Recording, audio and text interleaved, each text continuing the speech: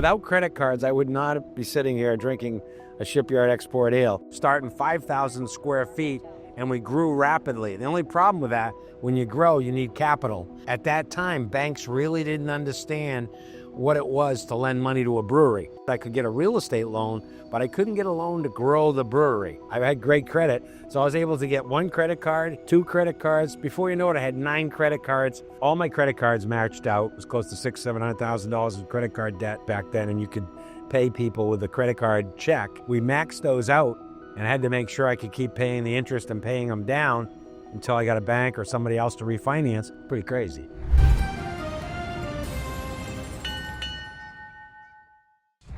So I'm sitting here in Portland, Maine, 27 Hancock Street, 30 years after we started brewing here in the site of the birthplace of Henry Wadsworth Longfellow. It started as a place to store molasses off the ships, and then it became a chandlery. Then they made things for the shipping industry because Portland is 200 miles closer to England than New York City. So when everything was under sail, people would come to Portland. So this site evolved into a foundry called Crosby Laughlin. It used to make hooks and cables, and ultimately shut down in the early 80s. This neighborhood had been kind of an abandoned area or town, but Portland's become a tourist town. Everything's transformed in this neighborhood to an area that's vibrant and active now, with over 5 or 6 hotels within walking distance. The Cambria Hotel, the Residence Inn Hotel, walking distance to the AC Hotel, and there's over 180,000 square feet of new space with offices and also a pharmacy making pet drugs for Covetrus. Restaurants, we have beautiful Ben K, which is a Japanese restaurant, to a number of restaurants along the waterfront. You can walk to Gilbert's Chowder House. You can walk to Thames Landing, Navis Cafe. There's so many places within a walking distance of here. And we love to have people come and visit the tasting room now. And we have over 10,000 square feet of space where people can enjoy. People of all ages can come and have fun, and we even play pinball here at the tasting room. And everything that you want to buy to bring home if you're visiting Portland, or even if you're in Portland, you want to give a gift to somebody. We were born out of the Ringwood Brewery because Alan Pugsley learned to brew at the Ringwood Brewery in Ringwood, England, under Peter Austin, the grandfather of craft brewing. Alan left the Ringwood Brewery, traveled the world really, setting up other breweries before he ended up in Kennebunkport back in January 15th, 1992.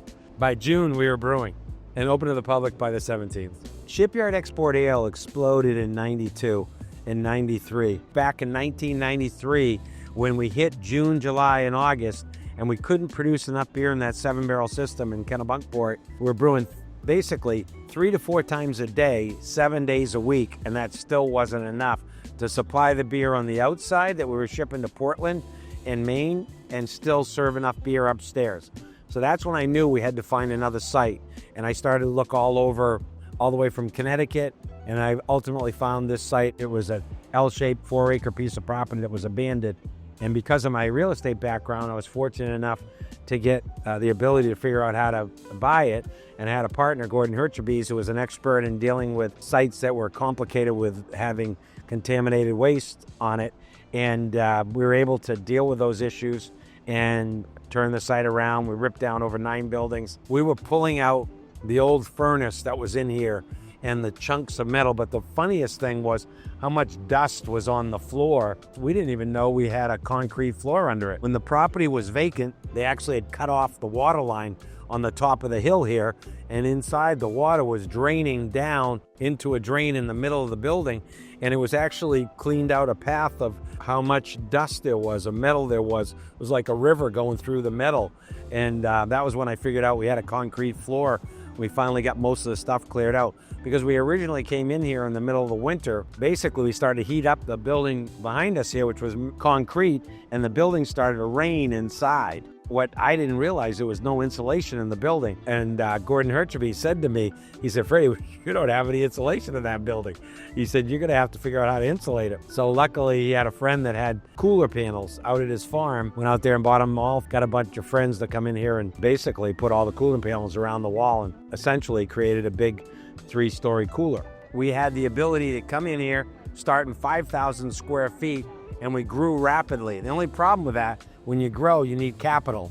And at that time, banks really didn't understand what it was to lend money to a brewery. I could get a real estate loan, but I couldn't get a loan to grow the brewery. So back then, in the early 90s, you could take out credit cards, and I had great credit. So I was able to get 1 credit card, 2 credit cards. Before you know it, I had 9 credit cards. All my credit cards matched out. It was close to $600,000-$700,000 in credit card debt. It would go up and down. And I was able to, they'd have checks with credit cards back then, and you could pay people with a credit card check and pay it off. But we maxed those out, and I had to make sure I could keep paying the interest and paying them down until I got a bank or somebody else to refinance. But I had perfect credit because I would always pay off the card before I would ever get a late payment, and I kept my credit perfect. But I was at home, I was talking on my phone to my accountant or bookkeeper at the time. It was in late 93, and one of my mother's friends overheard my conversation, and she came in and basically handed me a check, and she said, "Fill out how much you need." Can you believe that? Pretty crazy. But without credit cards, I would not be sitting here drinking a Shipyard Export Ale. So we often had times where we thought we had the beer sold, but the distributors hadn't ordered it yet, and the space would get full, and you needed the space to figure out how to sell it. So what we would do is open up a new state, for example, like we'd open up Connecticut or we'd open up Rhode Island, and all of a sudden we'd need more beer. And then one time we did that, and there was a glass shortage, and we had no way to fill the shelves. So we had some upset distributors because we had gone, the people back then, there weren't a lot of options, other beers for them to fill. So we had to fight with the glass company to get us supplied in time before every distributor ran out. It was a tricky time where you really couldn't do much other than you had to anticipate that they definitely were going to send the bottles and make sure the beer was in the tanks. As soon as the bottles came, we would package and ship. Back then, again, there were very few breweries in the country, so you had a lot of interest from distributors. They basically would put in large orders, even more beer than they thought they could sell, so they would make sure they had the supply. Because back then, people were really just experiencing craft beers in the early 90s and wanted to make sure they had their Shipyard Export Ale. I love the fact that beer led to helping this area be developed, and it was really an economic engine. And when you study beer, even coming out of the Great Depression, a lot of the early breweries helped, when Prohibition ended, the reproduction of beer brought the economy back and made things happen. So beer is not only a great tasting libation, but also it's an economic engine. Cheers.